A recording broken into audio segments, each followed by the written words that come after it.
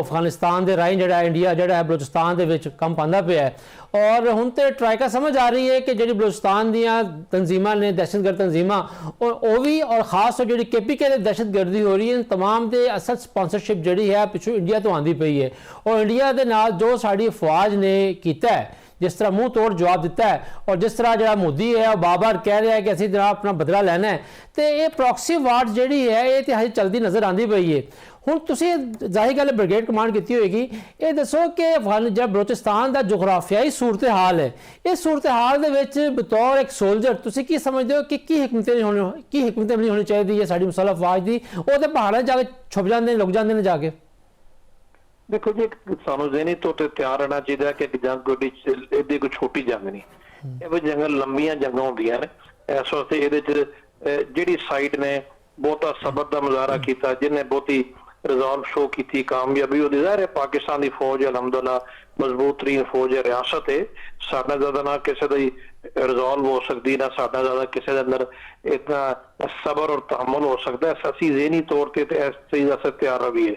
हिंदुस्तान ने ज़ाहिर BLA BRA TTP कोई भी तंजीम होवे मकसद पाकिस्तान दे विच अफरा तफरी फैला के पाकिस्तान नुकसान पहुंचाना है। हैंडलर इन्हां दा सपोर्टर इन्हां दा सब कुछ इंडिया है तो ज़ाहिर जो पिछे होवे तो इन्हां दे आपस में कोऑर्डिनेशन ते कुदरती गल है ना जी कोऑर्डिनेशन तो उन्हें करानी ही सब कुछ होना है। एरिया वंडे ने ये KPK च रहणगे ये BLA BRA उत्थे रहणगे इत्थे मजहबी रंग दे लियो उत्थे लैदकी पसंदी का रंग दे दिओ।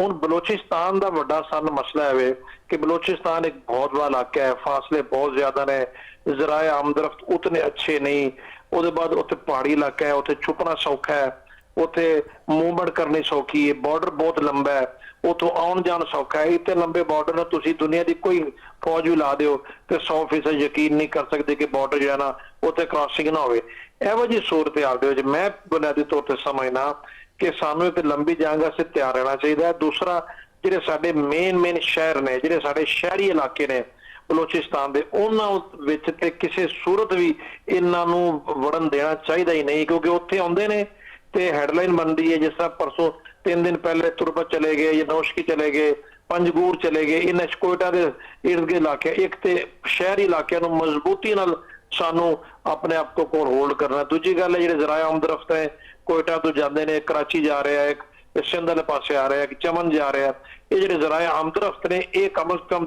3 जिहड़े ने ये महफूज इस तरीके नाल रहन कि उत्थे कम से कम साडी आमदरफ्त रहे आम पब्लिक भी रहे उधर सिक्योरिटी अदारे की रहे उसके बाद फिर देख लांगे कि कितनी लंबी जंग लड़ते हैं। बाकी जिथे टारगेट ने बॉर्डर के पार ने अगर बॉर्डर के पार कन्फर्म टारगेट सानू मिलते हैं जो कि बात का पता होंगे उन्होंने असीं टारगेट करना है असीं करांगे टारगेट साडा अपना हक है। दुनिया का हर मुल्क ऐसा कर रहा है अमरीका कभी वेनेजुएला चढ़ जाता है कभी कहना मैं ग्रीनलैंड ले लेना कभी कहता मैं हॉलैंड पर कब्जा कर लेना साडे ते बिल्कुल सामने खतरा है। देखो दुनिया का कोई और ऐसा मुल्क नहीं होगा जिहदे नाल 2500 पौने 3000 किलोमीटर का बॉर्डर ऐसा बॉर्डर है जिथों दूजा मुल्क हर रोज दहशतगर्द स्मगल कर रहा पाकिस्तान हर रोज जो तक ये उत्थों उन्होंने सप्लाई चेन नहीं रुकेगी लॉजिस्टिक नहीं रुकेगी आउन जान के उत्ते सिक्योरिटी चैक नहीं होएगा स्ट्रिक्ट ये मारे नहीं जाएंगे उदों तक इन्होंने खुली आज़ादी मिलती रहेगी जबकि असीं किसी सूरत नहीं दे सकते। और इस सूरत हाल दे विच फिलहाल ऑपरेशन एक वाहिद ऑप्शन है जो लोग कहते हैं गलबात इन्हां नाल कर लो गलबात बिल्कुल असीं करते रहे लेकिन दहशतगर्दी और गलबात दोवें इकट्ठे नहीं चल सकते ये फिलहाल एक ही जुबान समझते हैं। अगर हिंदुस्तान यह समझता है कि जी इन्होंने पिछे लग के ते वो पाकिस्तान की हर शय हेठली उतली कर देगा इंशाल्लाह ये नहीं होना पता उन्होंने भी है इस वास्ते थोड़ा जहा वॉर ऑफ नर्व्स है और दहशतगर्दों एडवांटेज हासिल होता है यह इलाकों ज़ाहिर है जिस तरह मैं कहा गया एरिया उन्होंने एडवांटेज होता है उसके बाद ज़ाहिर है जोग्राफी को जानते हैं लोकल नॉलेज उन्होंने को होता है लेकिन अलहमदुल्ला साढ़े को भी हर चीज़ मौजूद है इस एरिए की दुशवार गुजार हैसीयत या ये मुश्किल हैसीयत असीं अपने हक च भी इस्तेमाल कर सकते हैं।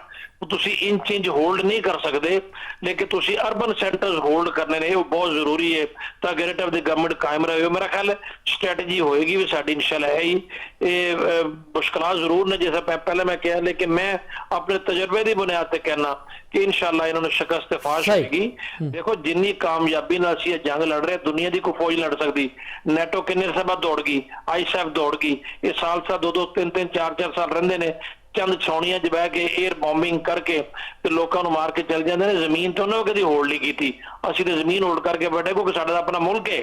ਅਸੀਂ ਜ਼ਮੀਨ ਛੱਡ ਨਹੀਂ ਸਕਦੇ। ਅਸੀਂ 1 ਇੰਚ ਵੀ ਇਹਨਾਂ ਦਹਿਸ਼ਤਗਰਦਾਂ ਨੂੰ ਨਹੀਂ ਦੇ ਸਕਦੇ ਕਿਉਂਕਿ ਸਾਡਾ ਆਪਣਾ ਮੁਲਕ ਹੈ ਨਾ ਜੀ। ਨਾਲ ਨਾਲ ਸਾਨੂੰ ਇਹ ਦੇਖਣਾ ਪੈਂਦਾ ਕਿ ਕੋਲੈਟਰਲ ਡੈਮੇਜ ਨਾ ਹੋਵੇ। ਅਸੀਂ ਆਮ ਪਬਲਿਕ ਨਹੀਂ ਮਾਰਨੀ। ਪਿਛਲੇ 1 ਹਫ਼ਤੇ ਦੌਰਾਨ ਜਿਹੜੇ 350 ਮਾਰੇ ਗਏ ਨੇ ਸਾਰੇ ਦੇ ਸਾਰੇ ਹਾਰਡਕੋਰ ਦਹਿਸ਼ਤਗਰਦ। ਇੱਕ ਵੀ ਨਹੀਂ ਬੰਦਾ ਕਹਿ ਸਕਦਾ ਕਿ ਆਮ ਸ਼ਹਿਰੀ ਮਾਰਿਆ ਗਿਆ। सही कह रहे हो कि सारे बड़े खतरनाक सन। अच्छा आबद साहब जिस तरह के ब्रिगेडियर साहब गल कर रहे हैं पिछले हफ्ते जो है 250-300 बंदा मारिया। अच्छा हुण जी मीडिया रिपोर्ट्स भी ने और सिक्योरिटी राय तो भी गल्लां सामने आ रही ने ਜਿਹੜੇ ਆ ਬਲੋਚਿਸਤਾਨ 'ਚ 12 ਮਕਾਮਾਤ ਤੇ ਹਮਲੇ ਹੋਏ ਬਾਅਦ 'ਚ ਫੋਰਸਿਸ ਨੇ ਜਵਾਬੀ ਕਾਰਵਾਈ ਕੀਤੀ ਤੇ 250-300 ਬੰਦਾ ਜਿਹੜਾ ਮਾਰਿਆ ਉਹਦੇ ਵਿੱਚ ਦਰਜਨਾਂ ਐਸੇ ਲੋਕ ਜਿਹੜੇ ਹੈ ਨੇ ਮਰਿਆ ਹੋਏ ਦੇ ਵਿੱਚ ਸਾਹਮਣੇ ਆਏ ਨੇ ਜਿਨ੍ਹਾਂ ਨੂੰ ਕਿ ਮਿਸਿੰਗ ਪਰਸਨ ਡਿਕਲੇਅਰ ਕੀਤਾ ਹੋਇਆ ਸੀਗਾ ਬਲੋਚ ਤਨਜ਼ੀਮਾਂ ਨੇ। ਖਾਸ ਤੌਰ ਤੇ ਜਿਹੜੀ ਉਹ ਨਾਰੰਗ ਬਲੋਚ ਹੋਈ ਤਨਜ਼ੀਮ ਆ ਉਹਨੇ ਵੀ ਤੇ ਮਿਸਿੰਗ ਪਰਸਨ ਦਰ ਹਕੀਕਤ ਸਾਬਤ ਫਿਰ ਹੋ ਰਿਹਾ ਹੈ। ਸਾਡੀ ਰਿਆਸਤ ਤਾਂ ਬੜੀ ਦੇਰ ਦੀ ਕਹਿ ਰਹੀ ਹੈ ਕਿ ਮਿਸਿੰਗ ਪਰਸਨ ਦੀ ਅਕਸਰੀਅਤ ਜਿਹੜੀ ਹੈ ਉਹ ਪਹਾੜਾਂ ਤੇ ਮੌਜੂਦ ਹੈ ਔਰ ਹੁਣ ਜਦੋਂ ਲਾਸ਼ਾਂ ਸਾਹਮਣੇ ਆਈਆਂ ਨੇ ਤੇ ਉਹਦੇ ਵਿੱਚ ਬਹੁਤ ਸਾਰੇ ਲੋਕ ਮਿਸਿੰਗ ਪਰਸਨ ਡਿਕਲੇਅਰ ਸਨ ਤੇ ਇਹ ਮਿਸਿੰਗ ਪਰਸਨ ਵਾਲਾ ਫਿਰ ਜਿਹੜਾ ਡਰਾਮਾ ਹੈ ਬਲੋਚ ਤਨਜ਼ੀਮਾਂ ਕਰਦੀਆਂ ਪਈਆਂ ਨੇ ਇਹ ਤੇ ਸਾਹਮਣੇ ਆ ਰਿਹਾ ਹੈ ਕਿ ਬੰਦਾ ਪਹਾੜਾਂ ਤੇ ਪਹੁੰਚ ਕੇ ਤੇ ਰਿਆਸਤ ਤੇ ਹਮਲੇ ਕਰ ਰਿਹਾ ਹੁੰਦਾ ਤੇ ਬਾਕੀ ਤਨਜ਼ੀਮਾਂ ਜਿਹੜੀਆਂ ਨੇ ਉਹਨੂੰ ਮਿਸਿੰਗ ਪਰਸਨ ਡਿਕਲੇਅਰ ਕਰ ਰਹੀਆਂ ਹੁੰਦੀਆਂ ਨੇ। ਜੀ ਬਿਲਕੁਲ ਜਿਹੜਾ ਨਾ ਇਹ ਥੋੜਾ ਜਿਹਾ ਸਮਝਣੀ ਦੀ ਜ਼ਰੂਰਤ ਹੈ ਜੀ। ਦੇਖੋ ਇਹ ਜਿਹੜੇ 31 ਜਨਵਰੀ ਦਾ ਵਾਕਿਆ ਜਿਹਦੀ ਤੁਸੀਂ ਗੱਲ ਕਰ ਰਹੇ ਹੋ 12 ਸ਼ਹਿਰਾਂ ਵਿੱਚ ਜਿਹੜੇ ਬਗੀੜੇ ਸਾਹਿਬ ਵੀ ਗੱਲ ਕਰ ਰਹੇ ਸਨ ਹਮਲੇ ਕੀਤੇ ਗਏ ਨੇ ਉਹਦੇ ਵਿੱਚ 4 ਜਿਹੜੇ ਐਸੇ ਲੋਕ ਸਨ ਜਿਹੜੇ ਟੈਰਰਿਸਟ ਜਿਨ੍ਹਾਂ ਦੇ ਨਾਂ ਵੀ ਆ ਗਏ ਨੇ ਉਹ ਜਿਹੜੇ ਸਨ ਉਹ ਮਿਸਿੰਗ ਪਰਸਨ ਸਨ। ਕੋਇਟਾ ਦੇ ਵਿੱਚ ਉਹਨਾਂ ਦੇ ਬੈਨਰ ਲਾਏ ਗਏ ਸਨ। ਉਹਨਾਂ ਦੇ ਉੱਤੇ ਮੁਜ਼ਾਹਰਾ ਕੀਤਾ ਸੀ BYC ਨੇ ਕਿ ਜੀ ਇਹ ਮਿਸਿੰਗ ਪਰਸਨ ਨੇ ਇਹਨਾਂ ਨੂੰ ਮਾਰ ਦਿੱਤਾ ਗਿਆ। ਉਹਨਾਂ ਦੀ ਹੁਣ ਜਿਹੜੇ ਟੈਰਰਿਸਟ ਜਦੋਂ ਮਾਰੇ ਗਏ ਨੇ ਉਹਨਾਂ ਦੇ ਵਿੱਚ ਉਹਨਾਂ ਦੀ ਲਾਸ਼ਾਂ ਸਨ। ਇਸੇ ਤਰ੍ਹਾਂ 2024 ਵਿੱਚ ਵੀ ਇਹ ਇਸੇ ਤਰ੍ਹਾਂ ਹੋਇਆ ਸੀ। 25 ਵਿੱਚ ਵੀ ਤੁਸੀਂ ਦੇਖ ਲਓ ਜਿਹੜਾ ਨੇਵਲ ਬੇਸ ਤੇ ਅਟੈਕ ਹੋਇਆ ਸੀ ਉਹ ਵੀ ਜਿਹੜਾ ਬੰਦਾ ਮੇਨ ਉਹਦਾ ਜਿਹੜਾ ਲੀਡਰ ਸੀ ਉਹ ਵੀ ਮਿਸਿੰਗ ਪਰਸਨ ਵਿੱਚ ਸ਼ਾਮਿਲ ਸੀ ਜਿਹੜਾ ਬਾਅਦ ਵਿੱਚ ਮਾਰਿਆ ਗਿਆ ਸੀ।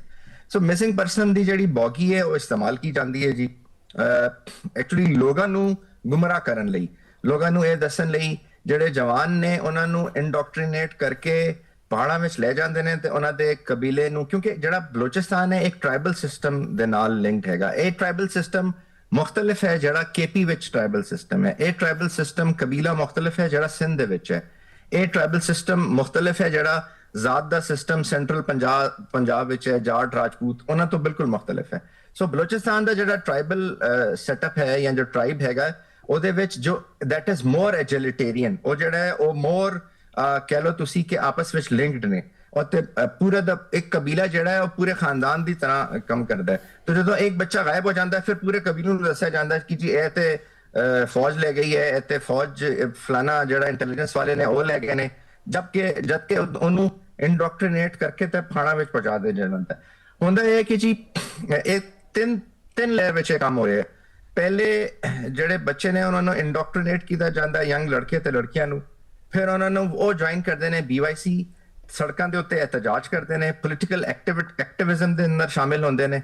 ਫਿਰ ਜਦੋਂ ਉਹ ਪੋਲੀਟੀਕਲ ਐਕਟਿਵਿਜ਼ਮ ਦੇ ਅੰਦਰ ਸ਼ਾਮਿਲ ਹੋ ਜਾਂਦੇ ਨੇ ਫਿਰ ਉੱਥੋਂ ਪਿਕ ਕੀਤਾ ਜਾਂਦਾ ਹੈ ਕਿ ਕਿਹੜਾ ਬੱਚਾ ਜਾਂ ਬੱਚੀ ਹੈ ਜਿਹੜਾ ਇਫੈਕਟਿਵਲੀ ਫਾਈਟਰ ਬਣ ਸਕਦਾ ਹੈ ਤੇ BLA ਦਾ ਹਿੱਸਾ ਬਣ ਸਕਦਾ ਹੈ। ਫਿਰ ਦੈਨ ਉਹ BLA ਦੇ ਵਿੱਚ ਚਲੇ ਜਾਂਦੇ ਨੇ। ਸੋ ਇਹ ਜਿਹੜਾ ਸਾਰਾ ਕੁਝ ਹੋ ਰਿਹਾ ਇਹ ਹੋ ਇਸ ਲਈ ਰਿਹਾ ਜੀ ਕਿ ਜਿਹੜੀ ਬਗੇੜੇ ਸਾਹਿਬ ਜਿਹੜੀ ਗੱਲ ਕਰ ਰਹੇ ਸਨ ਬਲੋਚਿਸਤਾਨ ਦੀ ਜਿਹੜੀ ਟੈਰੀਟਰੀ ਹੈ ਉਹ ਬੜੀ ਮੁਖਤਲਿਫ ਟੈਰੀਟਰੀ ਹੈ। ਹੁਣ ਤੁਸੀਂ ਦੇਖੋ ਕਿ ਪੰਜਾਬ ਵਿੱਚ 1 ਕਿਲੋਮੀਟਰ ਦੇ ਅੰਦਰ ਕੋਈ 700 ਲੋਕ ਜਿਹੜੇ ਨੇ ਰੇਸ਼ੋ ਆਂਦਾ ਹੈ। ਸਿੰਧ ਦੇ ਵਿੱਚ ਕੋਈ 500 ਹੈ, KP ਦੇ ਵਿੱਚ ਕੋਈ 400 ਸਮਥਿੰਗ 450 ਹੈ। ਬਲੋਚਿਸਤਾਨ ਦੇ ਅੰਦਰ 1 ਕਿਲੋਮੀਟਰ ਵਿੱਚ 40 ਲੋਕ ਆਬਾਦ ਨੇ। 44% ਜਿਹੜਾ ਇਲਾਕਾ ਹੈ ਪਾਕਿਸਤਾਨ ਦੇ ਟੈਰੀਟਰੀ ਉਹ ਬਲੋਚਿਸਤਾਨ ਦੇ ਵਿੱਚ ਹੈਗਾ ਤੇ ਉਹ ਜਿਹੜਾ ਹਿੰਡਰਲੈਂਡ ਦਾ ਇਸਤੇਮਾਲ ਹੈ ਉਹ ਕਰਕੇ ਇਹ ਨਾ ਆਪਰੇਸ਼ਨ ਤੇ ਕਰ ਲੈਂਦੇ ਨੇ ਲੇਕਿਨ ਉਹ ਕਿਸੇ ਵੀ ਗਰਾਊਂਡ ਨੂੰ ਹੋਲਡ ਨਹੀਂ ਕਰ ਸਕਦੇ। ਜਦੋਂ ਵੀ ਕੋਈ ਜੰਗ ਹੁੰਦੀ ਹੈ ਉਹਦੇ ਅੰਦਰ 3 ਫੈਕਟਰ ਹੁੰਦੇ ਨੇ। ਪਹਿਲੀ ਹੁੰਦਾ ਹੈ ਟੈਕਟਿਕਸ, ਦੂਸਰਾ ਹੁੰਦਾ ਹੈ ਜੀਓਗ੍ਰਾਫੀ, ਤੀਸਰਾ ਹੁੰਦਾ ਹੈ ਟੈਕਨੋਲੋਜੀ।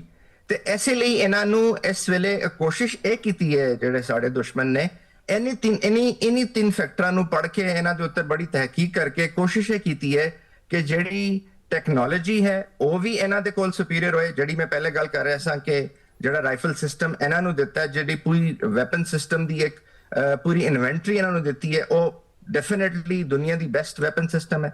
ਦੂਸਰਾ ਜਿਹੜਾ ਟੈਕਟਿਕਸ ਹੈ ਉਹ ਤੇ ਹੈ ਹੀ ਗੋਰਿਲਾ ਟੈਕਟਿਕਸ ਨੂੰ ਕਨਵੈਨਸ਼ਨਲ ਟੈਕਟਿਕਸ ਨਾਲ ਕਾਊਂਟਰ ਕਰਨਾ ਦੁਨੀਆ ਦਾ ਸਭ ਤੋਂ ਮੁਸ਼ਕਿਲ ਕੰਮ ਹੈਗਾ, ਕੋਈ ਵੀ ਮੁਲਕ ਨਹੀਂ ਕਰ ਸਕਿਆ। ਇਹ ਥੋੜੇ ਜਿਹੇ ਗੋਰਿਲਾ ਟੈਕਟਿਕਸ ਦੇ ਨਾਲ ਤੇ ਇਵਨ ਜਿੰਨਾ ਕੁਝ